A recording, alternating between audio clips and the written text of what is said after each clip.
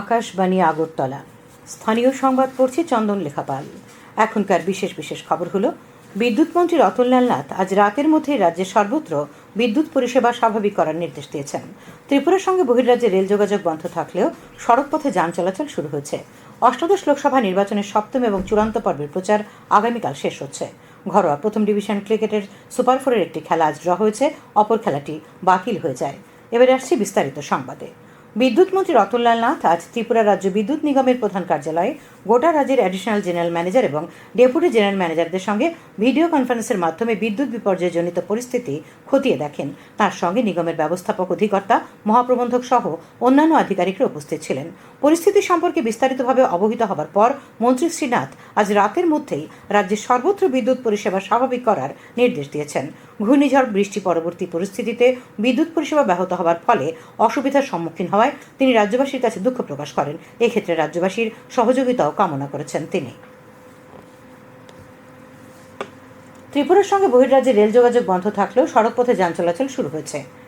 দক্ষিণ আসামের পাহাড় লাইনে সম্প্রতি রেমালের প্রভাবে প্রবল বৃষ্টিপাতের ফলে আসামের হাফলং ও ডিটেকছড়ার মধ্যে রেল টানেলে জল জমে যাওয়ায় সেই জল সরানো হয়েছে, রেল লাইন পরিষ্কার করা হয়েছে। এনএফ রেলের মুখ্য জনসংযোগ আধিকারিক সব্যসাচী দে আজ সন্ধ্যায় জানিয়েছেন, রেল লাইন ও টানেল পরিষ্কার হলেও বিস্তীর্ণ এলাকায় নতুন করে বৃষ্টি হওয়ায় পাহাড় লাইনে বেশ কিছু এলাকায় জল জমে গেছে। তিনি জানান, নিউ হারাঙ্গাজা ও বন্দরখাল স্টেশনের মাঝে একটি রেল সেতুর নিচে বয়ে যাওয়া নদীতে জল বিপদসীমার উপর দিয়ে বইছে। নিরাপত্তার কারণে এখনও ট্রেন পরিষেবা চালু করা যাচ্ছে না। তিনি জানান, এই রুটে আরও কিছু ট্রেন বাতিল করার সিদ্ধান্ত নেওয়া হয়েছে। এদিকে আগরতলা রেল স্টেশনের স্টেশন মাস্টার চন্দ্রমোহন সাহু জানিয়েছেন, আগরতলা লামডিং রুটে আজ কোনো ট্রেন চলাচল করেনি। আগরতলা থেকে দূরপাল্লার দুটি ট্রেন, এলটিটি এক্সপ্রেস এবং কাঞ্চনজঙ্ঘা এক্সপ্রেসের যাত্রা বাতিল করা হয়েছে। এই দুটি ট্রেন আগামীকাল সকালে আগরতলা থেকে যাত্রা করার কথা ছিল। তবে ত্রিপুরা সুন্দরী যাত্রীবাহী ট্রেনটি আগামীকাল বিকেল 3:30 আগরতলা থেকে যাত্রা করার কথা রয়েছে। আসাম আগরতলা জাতীয় সড়কের সোনাপুর এলাকায় টানেলে গতকাল রাতে ধস পড়ায় গাড়ি চলাচল বন্ধ হয়েছিল। পুলিশ সুপার ভানুপদ চক্রবর্তী জানিয়েছেন, আজ ধস পরিষ্কার করে যান চলাচল শুরু হয়েছে। নির্বাচন কমিশনের নির্ঘণ্ট অনুযায়ী আগামী 4 জুন অষ্টাদশ লোকসভা নির্বাচনের ভোট গণনার প্রস্তুতি খতিয়ে দেখতে রাজ্যের মুখ্য নির্বাচনী আধিকারিক পুনিত আগরওয়াল আজ সিপাহীজলা জেলার বিশালগড় সোনামুড়া মহকুমার স্ট্রংরুম ও কাউন্টিং হল পরিদর্শন করেন। তাঁর সঙ্গে ছিলেন নির্বাচনী আধিকারিক তথা সিপাহীজলা জেলার জেলাশাসক নাগেশ কুমার বি, জেলার পুলিশ সুপার বিজে রেড্ডি সহ জেলার অন্তর্গত 2টি মহকুমার 7টি বিধানসভা কেন্দ্রের এআরওরা। উল্লেখ্য, আগামী 4 তারিখ সিপাহী জেলার 3টি মহকুমার পৃথক 3টি গণনা কেন্দ্রের 9টি কাউন্টিং হলে ভোট গণনা হবে 9টি বিধানসভা ক্ষেত্রের। তার মধ্যে বিশালগড় মহকুমা শাসক অফিসের গণনা কেন্দ্রে গণনা করা হবে বিশালগড় মহকুমার 3টি বিধানসভা ক্ষেত্রের ভোট। অপরদিকে সোনামুড়া দ্বাদশ শ্রেণী বালিকা বিদ্যালয়ের গণনা কেন্দ্রে ভোট গণনা হবে সোনামুড়া মহকুমার 4টি বিধানসভা ক্ষেত্রের। আজ প্রথমে বিশালগড় ও পরে সোনামুড়ার গণনা কেন্দ্র পরিদর্শন করেন মুখ্য নির্বাচনী আধিকারিক। তিনি জানান, প্রতিটি ভোট গণনা কেন্দ্রে থাকবে ত্রিস্তরীয় নিরাপত্তা ব্যবস্থা। মুখ্যমন্ত্রী অধ্যাপক ডক্টর মানিক সাহা আজ আগরতলা রেন্টার্স কলোনি স্থিত নেতাজি সুভাষ স্টেট হোমিওপ্যাথিক হাসপাতাল পরিদর্শন করেন। হাসপাতালে চিকিৎসা পরিষেবা যে সমস্ত সমস্যা রয়েছে সেই সম্পর্কে অবহিত হন তিনি। মুখ্যমন্ত্রী কর্তব্যরত চিকিৎসক ও হাসপাতালে চিকিৎসাধীন রোগীদের সঙ্গে কথাও বলেন। মুখ্যমন্ত্রীর সঙ্গে ছিলেন স্বাস্থ্য সচিব কিরণ গিত্তে। তারপর মুখ্যমন্ত্রী আগরতলার রিপসেট কলেজটিও পরিদর্শন করেন। ঊনকোটি জেলায় লোকসভা নির্বাচনের ভোট গণনা সুষ্ঠুভাবে সম্পন্ন করার লক্ষ্যে আজ কৈলাসহরের জেলা শাসক কার্যালয়ে বৈঠক হয়। জেলা নির্বাচন আধিকারিক তথা জেলা শাসক দিলীপ কুমার চাকমার পৌরোহিত্যে অনুষ্ঠিত বৈঠক উপস্থিত ছিলেন ঊনকোটি জেলার পুলিশ সুপার কান্তা জাহাঙ্গীর, জেলার 2 অতিরিক্ত জেলা শাসক দশরথী দেববর্মা, অর্ঘ্য সাহা, কৈলাসহর ও কুমারঘাটের মহকুমা শাসকগণ। তাছাড়া বিজেপি, কংগ্রেস, সিপিআইএম, তৃণমূল কংগ্রেস ও তীব্রামথার প্রতিনিধিরা বৈঠকে অংশ নেন। জেলা শাসক এই বৈঠকে ভোট গণনা পর্ব সুষ্ঠুভাবে ও শান্তিপূর্ণভাবে করার লক্ষ্যে প্রশাসনিক বিভিন্ন বিষয়ে আলোকপাত করেন। তাছাড়া ভোট গণনা প্রক্রিয়া বিষয়ে নির্বাচন কমিশনের নির্দেশিকা কঠোরভাবে মেনে চলার উপর গুরুত্ব আরোপ করা হয়। বৈঠক শেষে ঊনকোটি জেলার পুলিশ সুপার আকাশবাণীর জেলা সংবাদ প্রতিনিধি অনুপম ভট্টাচার্যকে জানান, নির্বিঘ্নে ও শান্তিপূর্ণভাবে ভোট গণনা পর্ব সম্পন্ন করতে প্রয়োজনীয় সব ব্যবস্থা গ্রহণ করা হয়েছে। কৈলাসহরের রাধাকিশোর ইনস্টিটিউশনের গণনা কেন্দ্রে থাকবে ত্রিস্তরীয় নিরাপত্তা বলয়। গণনা পর্ব ঘিরে সর্বত্র শান্তি সুস্থিতি বজায় রাখতে যথাযথ পদক্ষেপ নেওয়া হয়েছে বলে তিনি জানান। খবর প্রচারিত হচ্ছে আকাশবাণীর আগরতলা কেন্দ্র থেকে। অষ্টাদশ লোকসভা নির্বাচনের সপ্তম তথা চূড়ান্ত পর্বের প্রচার আগামীকাল বিকেলে শেষ হচ্ছে। এই পর্বে 7টি রাজ্য এবং একটি কেন্দ্রশাসিত অঞ্চলে 57টি সংসদীয় আসনে ভোট হবে 1 জুন। এই পর্বে মোট 904 জন প্রার্থী রয়েছেন। প্রধানমন্ত্রী বরিষ্ঠ বিজেপি নেতা নরেন্দ্র মোদী বলেছেন যে যুক্তরাষ্ট্র, ইউরোপ বা জাপান যেই হোক না কেন সবাই আজ ভারতকে সম্মানের চোখে দেখে। পশ্চিমবঙ্গের মথুরাপুরে একটি নির্বাচনী জনসভায় শ্রী মোদী দাবি করেন, এটি সম্ভব হয়েছে বিজেপির নেতৃত্বাধীন এনডিএ সরকারের জন্য। তাঁর সরকারের সাফল্যের তালিকাও তুলে ধরেন প্রধানমন্ত্রী। বিহারে বরিষ্ঠ বিজেপি নেতা প্রতিরক্ষা মন্ত্রী রাজনাথ সিং এনডিএ প্রার্থীর পক্ষে কারাকাট সংসদীয় কেন্দ্রে বিক্রমগঞ্জে জনসভা করেন। বক্সার এবং পাটনা সাহেব লোকসভা কেন্দ্রে তিনি জনসভায় যোগ দেন। জেহানাবাদ কেন্দ্রে জনসভায় যোগ দিয়েছেন বিজেপির রাজ্য সভাপতি ও উপমুখ্যমন্ত্রী সম্রাট চৌধুরী। কারাকাট, নালন্দা, সাসারাম এবং পাটলিপুত্র লোকসভা কেন্দ্রে জনসভায় ভাষণ দেন তিনি। লোক জনশক্তি পার্টির রামবিলাস প্রধান, চিরাগ পাসওয়ান সাসারাম সংসদীয় কেন্দ্রের চেনারিতে জনসভায় ভাষণ দেন। উত্তরপ্রদেশের কেন্দ্রীয় স্বরাষ্ট্রমন্ত্রী বরিষ্ঠ বিজেপি নেতা অমিত শাহ কয়েকটি জনসভা এবং রোড শোতে অংশ নেন। উত্তরপ্রদেশের মুখ্যমন্ত্রী যোগী আদিত্যনাথ আজ কুশীনগরে একটি রাজনৈতিক সমাবেশে দাবি করেন যে শুধুমাত্র বিজেপিই দেশের সীমানা রক্ষা করতে সক্ষম। দেউরিয়া ও গোরখপুর জেলাতেও প্রচারে অংশ নেন তিনি। অন্যদিকে সমাজবাদী পার্টির প্রধান অখিলেশ যাদব দুদি বিধানসভা কেন্দ্রের দলীয় প্রার্থীর পক্ষে প্রচার করেন। পরে তিনি রবার্টসগঞ্জ ও মির্জাপুর লোকসভা কেন্দ্রের জনসভায় ভাষণ দেন। প্রবীণ কংগ্রেস নেতা রাহুল গান্ধী অভিযোগ করেছেন যে পাঞ্জাবে মাদকের গুরুতর সমস্যা রয়েছে এবং তা ক্রমশ বৃদ্ধি পাচ্ছে। আজ লুধিয়ানায় একটি নির্বাচনী সমাবেশে ভাষণ দিয়ে তিনি এই বিষয়ে কঠোর পদক্ষেপ নেওয়ার প্রয়োজনীয়তার উপর জোর দেন। তিনি কৃষকদের ন্যূনতম সহায়ক মূল্য বাস্তবায়নের প্রতিশ্রুতি দিয়ে বলেন যে কৃষকদের ঋণও মুকুব করা হবে।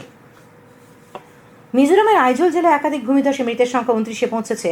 আজ দুটি স্থান থেকে আরও দুটি মৃতদেহ উদ্ধার করা হয়। আইজলের পুলিশ সুপার রাহুল আলওয়াল বলেছেন যে আজ আইজলের দক্ষিণ উপকণ্ঠে মেলতুম এবং লিমেন এলাকায় ধ্বংসাবশেষ থেকে একটি করে মৃতদেহ উদ্ধার করা হয়েছে। এরই সঙ্গে মৃতের সংখ্যা বেড়ে মেলতুমে 15 এবং লিমেনে 5 জনে দাঁড়িয়েছে। তিনি বলেন আরও 7 জন এখন বিভিন্ন স্থানে ধ্বংসস্তূপের নিচে আটকে রয়েছেন বলে মনে করা হচ্ছে। আইজলের জেলা প্রশাসক নাজুক কুমার বলেছেন যে অনুসন্ধান উদ্ধার অভিযান চলছে এবং নিখোঁজদের খুঁজে না পাওয়া পর্যন্ত তা অব্যাহত থাকবে। উত্তর ত্রিপুরা জেলায় পূর্ব ত্রিপুরা লোকসভা আসনের নির্বাচনের ভোট গণনার কাজ নিয়ে আজ উত্তর ত্রিপুরা জেলার জেলা শাসকের কার্যালয়ে বিভিন্ন রাজনৈতিক দলের প্রতিনিধিদের সঙ্গে এক বৈঠক করা হয়। সভায় পৌরোহিত্য করেন জেলা নির্বাচন আধিকারিক তথা জেলা শাসক ও সমাহর্তা দেবপ্রিয় বর্ধন। বিজেপি ও সিপিআইএম দলের প্রতিনিধির উপস্থিতিতে এই বৈঠকে শ্রী বর্ধন গণনা কার্য সুষ্ঠুভাবে সম্পন্ন করার উপর গুরুত্ব আরোপ করেন। তিনি ভোট গণনার কাজ সংক্রান্ত বিভিন্ন নির্দেশিকা নিয়ে আলোচনা করেন। উপস্থিত ছিলেন উত্তর জেলার পুলিশ সুপার ভানুপদ চক্রবর্তী, অতিরিক্ত জেলা শাসক বিপ্লব দাস এবং সুভাষচন্দ্র সাহা, ধর্মনগর, পানিসাগর, কাঞ্চনপুর মহকুমার মহকুমা শাসকরা। প্রদেশ কংগ্রেসের সদর জেলা কমিটির পক্ষ থেকে আজ বিদ্যুৎ পরিষেবা স্বাভাবিক করার দাবিতে বিক্ষোভ করা হয়। বিক্ষোভ মিছিলে দলের প্রতিনিধিরা অংশ নেন। পরে প্রতিনিধিরা ভুতুরিয়াস্থিত বিদ্যুৎ নিগম কার্যালয়ে ডেপুটেশন দেন। প্রতিনিধি দলে ছিলেন কংগ্রেস নেতা পার্থ আচার্য, যুব কংগ্রেস সভাপতি নীলকমল সাহা, নারী নেত্রী শ্রেয়সী লস্কর প্রমুখ। কয়েকদিন ধরে বিদ্যুৎ না থাকায় পশ্চিম জেলার জেলা ও দায়রা আদালতে কাজকর্ম ব্যাহত হয়। আদালতে বিদ্যুৎ পরিষেবা স্বাভাবিক করার দাবিতে আজ ফায়ার ব্রিগেড চৌমনিতে আইনজীবীরা পথ অবরোধ করেন। বরিষ্ঠ আইনজীবী সঞ্জীব দত্ত চৌধুরী জানান, বিদ্যুৎ না থাকায় গত কয়েকদিন ধরে আদালতের কাজকর্ম বন্ধ রয়েছে এবং পানীয় জলেরও সেখানে সংকট চলছে। বিদ্যুৎ পরিষেবা দ্রুত স্বাভাবিক করার দাবিতে আজ বিদ্যুৎ নিগমের কাছে দাবি জানিয়েছে ডিওয়াইএফআই। সংগঠনের উদ্যোগে মেলার মাঠ ছাত্র যুব ভবন থেকে মিছিল করে সংগঠনের সদস্যরা বিদ্যুৎ নিগমের টিআরটিসি অফিসের সামনে গিয়ে বিক্ষোভ দেখান। সিনিয়র ম্যানেজারের সঙ্গে দেখা করেন তারা। সংগঠনের সদর বিভাগের সম্পাদক জয়দীপ রাউত এবং রাজ্য সম্পাদক নবরণ দেব মিছিলে উপস্থিত ছিলেন। আগরতলার গোয়ালাবস্তি এলাকায় অভিযান চালিয়ে আজ এক মহিলা সহ 5 নেশাকারবারীকে গ্রেপ্তার করেছে পুলিশ। এনসিসি থানার ওসি সুশান্ত দেব দুপুরে এক সাংবাদিক সম্মেলনে জানান, গোয়ালাবস্তিতে নেশাদ্রব্য বিক্রি হওয়ার খবর পেয়ে পুলিশ অভিযান করে তাদের আটক করে। ধৃতদের কাছ থেকে 400 কোটো ব্রাউন সুগার, 3000 খালি কোটো এবং 1,25,000 টাকারও বেশি পাওয়া গেছে। ধৃতদের পুলিশ রিমান্ড চেয়ে আদালতে আজ হাজির করা হবে বলে ওসি জানান। উত্তর ত্রিপুরা জেলায় পূর্ব ত্রিপুরা লোকসভা আসনের ভোট গণনার কাজ সুষ্ঠুভাবে সম্পন্ন করতে সব ধরনের প্রস্তুতি নেওয়া হয়েছে।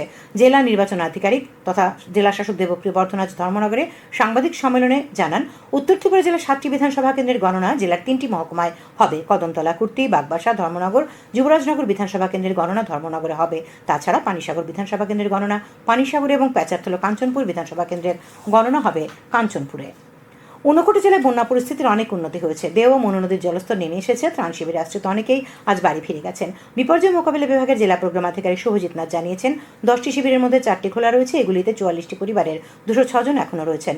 আগামীকাল তারাও বাড়ি ঘুরে ফিরবেন বলে তিনি আশা প্রকাশ করেন। এদিকে আজ বিকেলে কৈলাসহরের ডিএম কনফারেন্স হলে জেলা শাসক দিলীপ কুমার চাকমা সভাপতিত্বে এক প্রশাসনিক বৈঠকে বন্যা পরবর্তী পরিস্থিতি নিয়ে আলোচনা করা হয়। ধলাই জেলা জুড়ে ম্যালেরিয়া পরিস্থিতি মোকাবিলায় স্বাস্থ্য দপ্তর এবং জেলা প্রশাসন যৌথভাবে ব্যাপক উদ্যোগ নিয়েছে।